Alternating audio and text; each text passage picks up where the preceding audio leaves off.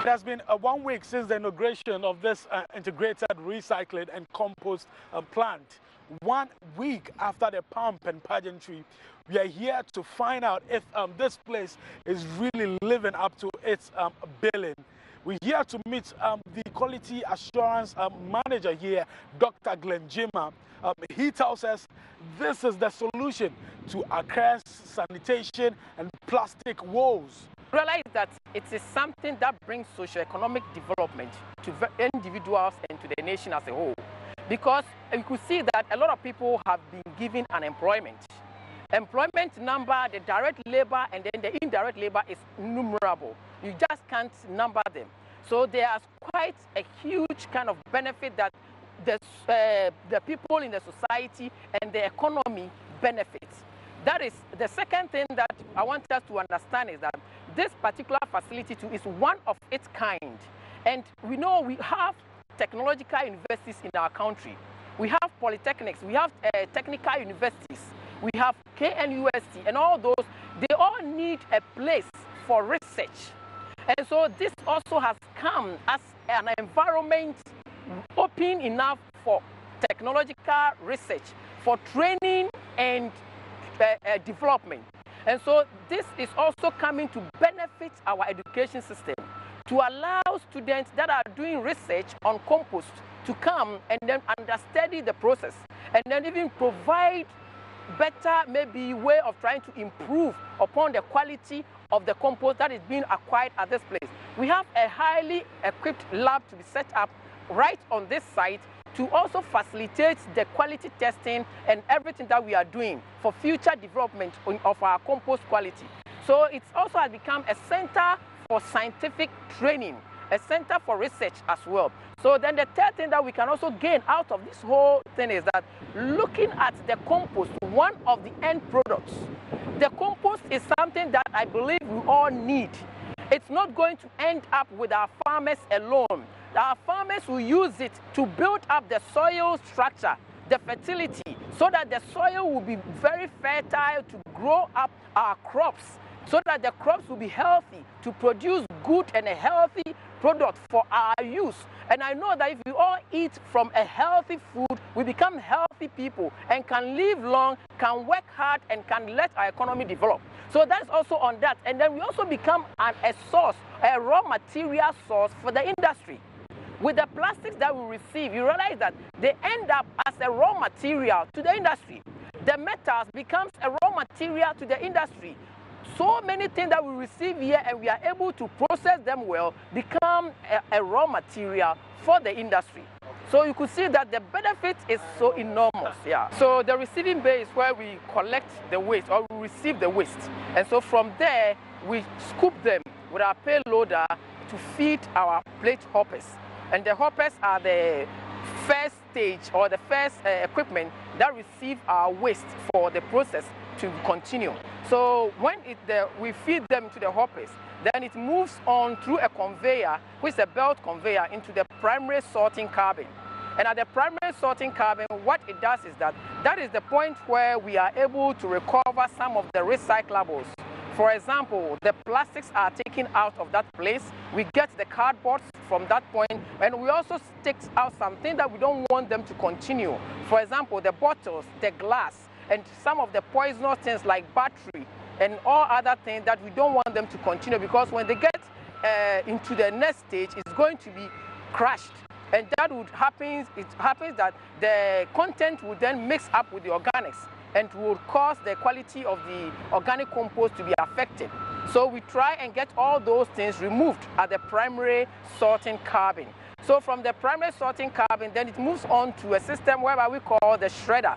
And the name for that machine is called the terminator.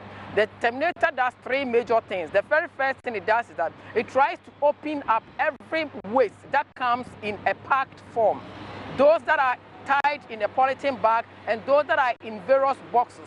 In the terminator, it opens them up. Then the next stage is that it tries to reduce them into sizes. That is, we call it a reducer. And then after reducing them, then it does a uniform spreading or uniform distribution from the terminator into what we call the rotary drum screen. The rotary drum screen has an aperture size of 80 mm, that is 80 millimeters.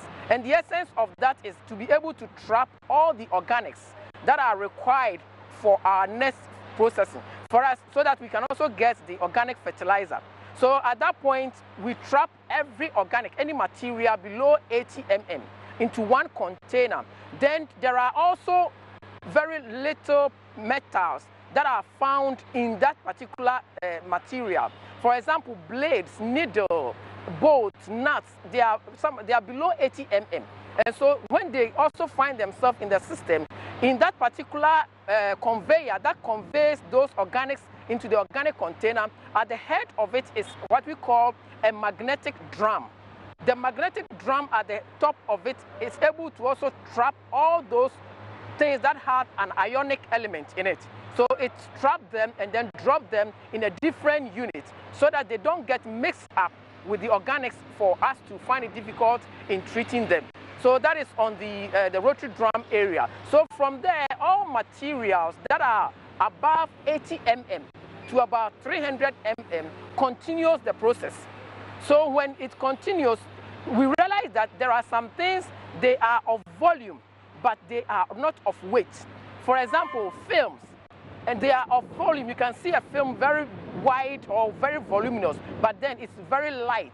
So when it gets in between the rotary drum screen, the conveyor that takes them into the secondary sorting cabin is where we've mounted an air separator, which is known as an air shifter. And the essence of this air shifter is to blow out every light material that are found itself between the 80 mm to 300 mm, but they don't have the weight. So they are blown into a different container. And all those things too are recyclables. We end up recycling them for other use. So from there, when it gets to the secondary sorting cabin, what happens is that at the secondary sorting cabin, we also recover a lot of material that are of value.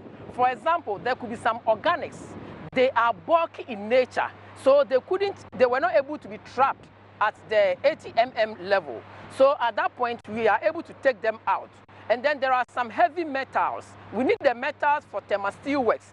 We need also some bulky plastics, also for other things. So when it gets to that place, we take out all those bulky things that are of value and then allow the very things that are not of any value at that moment to continue into the next container.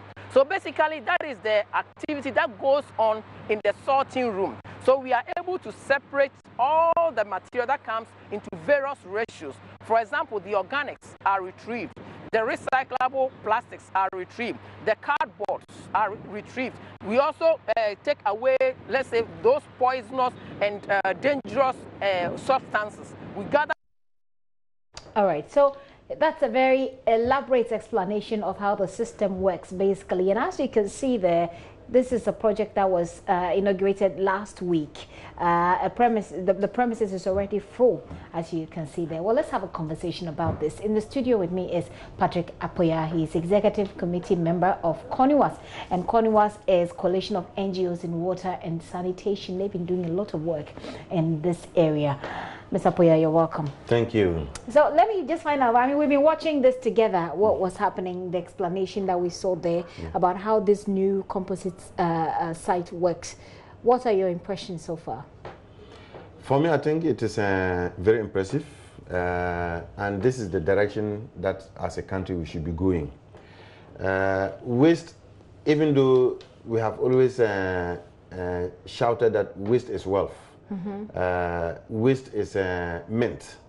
The practical realization of that mantra has never been realized to the scale that we are seeing in this compost plant.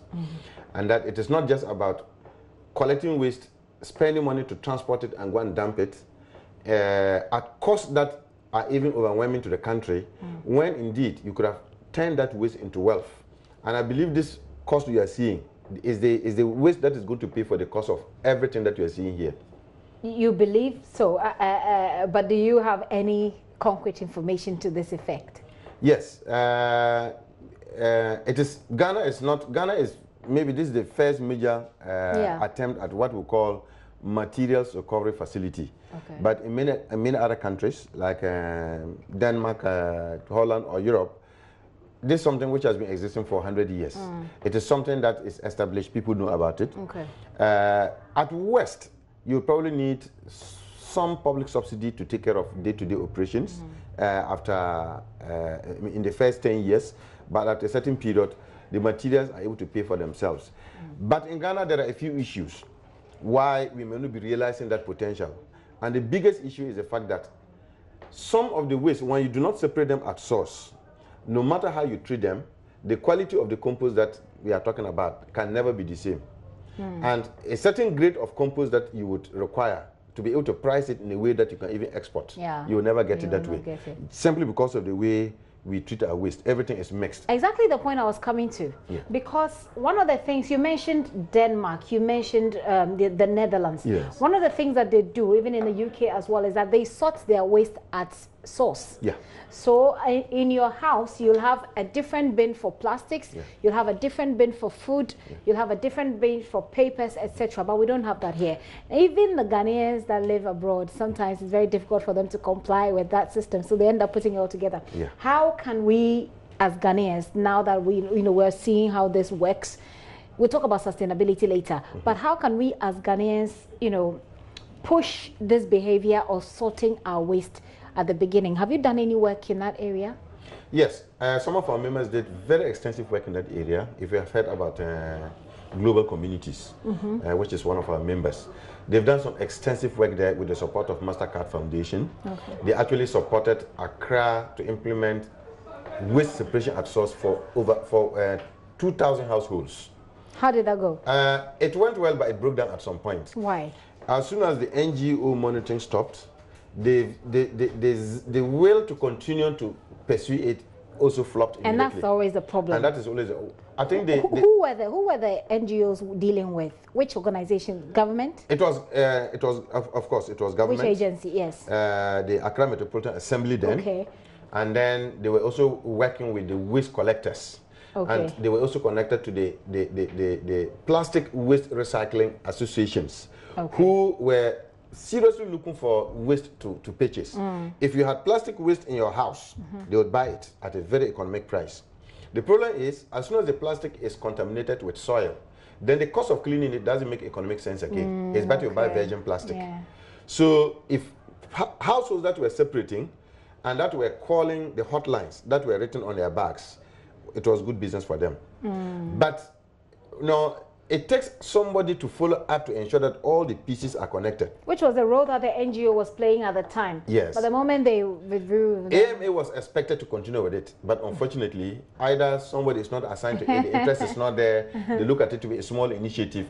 But unless you go back to address that problem, a wonderful idea like this would just crumble in. Let's wait and see how it goes in 2 years, 3 years. Because as we see this, it is processing mixed waste. Yes. And I'm believing that this particular plant was made to process mixed waste. Yes. But does it mean that if they have waste that is not mixed, it will make their work easier? Or are we jumping ahead of the discussion? No, it will make, there are two advantages if waste is not mixed.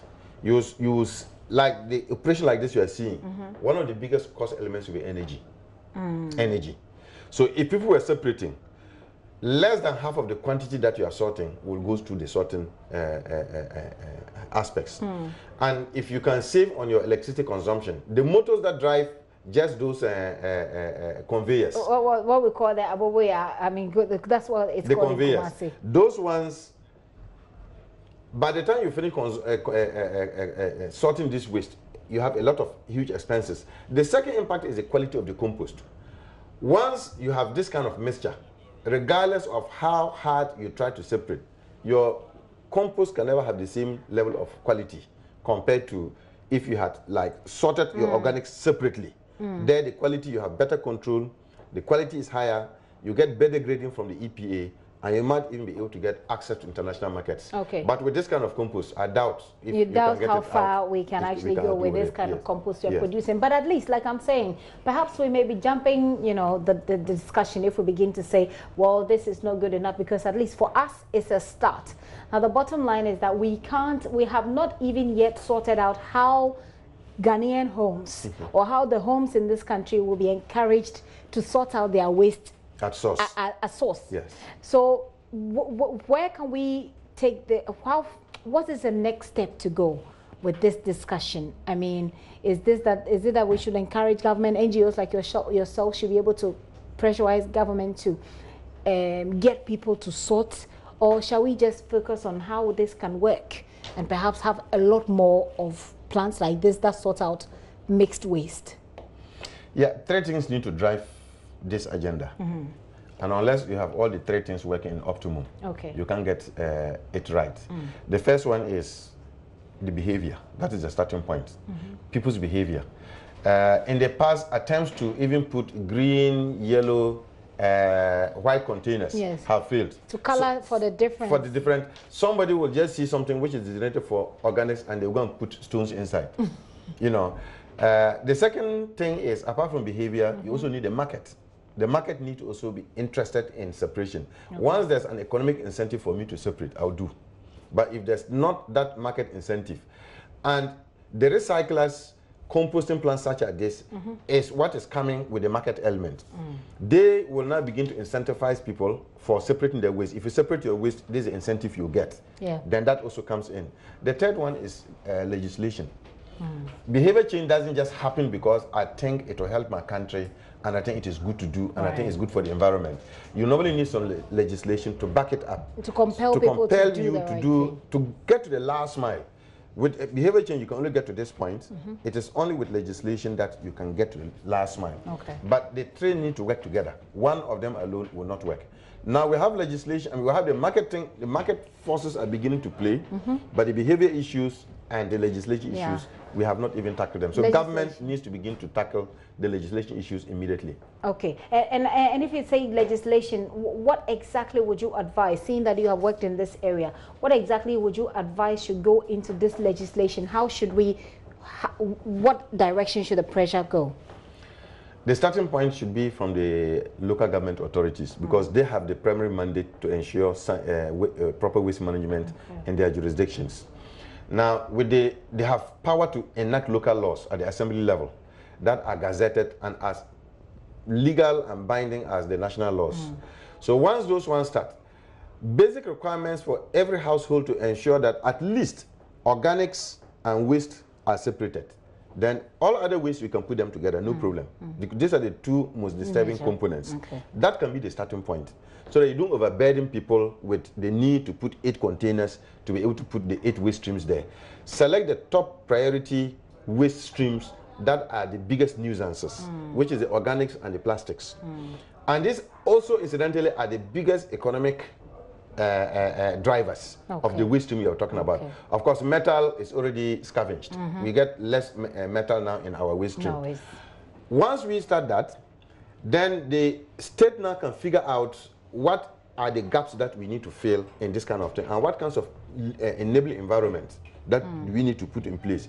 Once you put that, there are also cost issues. And that's why your financial sector has to also be worked on so that if I need to even collect waste bins on credit, I should be able to pay back very flexibly over time. So there are things you need to piece together. And these things cannot be handled at like isolated cases like the way we are seeing a compost plant has been built. On its own, it would deal with a bit of the problem, but it will not. It's just scratching the surface, yes, exactly. the tip of the iceberg. It is. So that is legislation. In terms of behavior of the people, I see that as the major problem when we have to deal with this. People have died, and people have seen people die because of the way that they treated waste material. But it still is not good incentive, or it's not good warning enough for people to do the right thing when it comes to dumping of refuse in gutters. People are still doing it. How can we get along with behavioral change? Is there anything we're not doing? Is there a missing link you have identified? Yes. And again, the missing link is the fact that if you look at the behavior change, it's almost like government has distanced itself and is saying NGOs, this is your work. So the government institutions that were modeled to be driving behavior change, such as community development, is almost neglected to the extent that I don't even think they are working again or they are even functional, but they are functional. So the government apparatus to actually ensure that behavior change communication has been disabled. Now they are not just solely dependent on NGOs. Every BCC project that you see. Why? I mean, how sustainable is that even? Because donor funds are running out. They're running out, and NGOs cannot be with the people forever. Every person has a timeline that your project ends. So without government playing that central role that NGOs will not be supporting, so again, it's a breakdown of public institutions. Because now it looks more like the NGOs are working and government is supporting. But NGOs, and the moment NGOs leave, and then it breaks down. Exactly.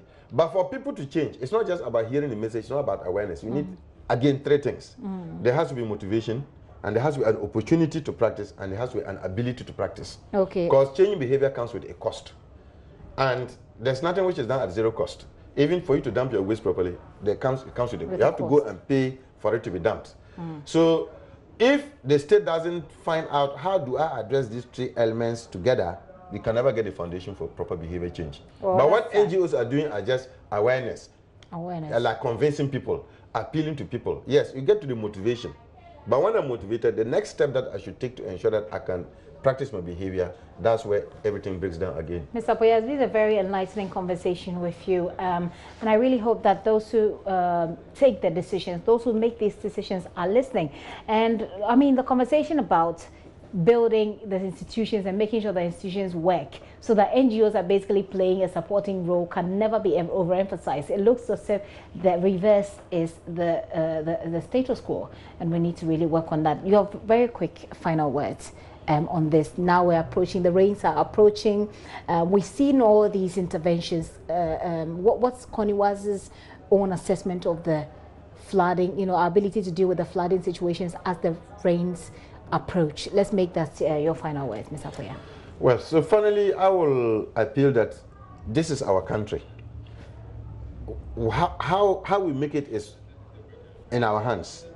And for a problem that you know what the solution is, but you are just not willing to do something about it, and it will lead to people's lives, it's not the best for our country. With the World Bank funding that we have just heard about, with $200 million, and I really hope it will be implemented according to schedule.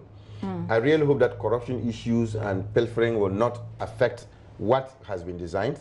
And I'm appealing to Ghanaians to cooperate with, just hold back half of the plastics that you use in a day, and that will contribute greatly to this solution. On the average, people spend, the lifespan of a plastic once it leaves a shop is 12 minutes. So if you can reduce by half the number of plastics you use in a day, you will be saving some space in the other drain, and the flooding will reduce, and you can save a life. I mean, I couldn't have said it any better than how Mr. Apoya here has put it together. Take your time and try to delay the life cycle of plastics as much as possible. Patrick Apoya is Executive Committee member of CONIWAS, and CONIWAS is a coalition of NGOs in water and sanitation. He's hopeful that there won't be corruption. You know, the disbursement of the $200 million from the World Bank will not be corruption-ridden, such that it does not achieve its potential or what has been planned for it to achieve. And hopefully that will happen.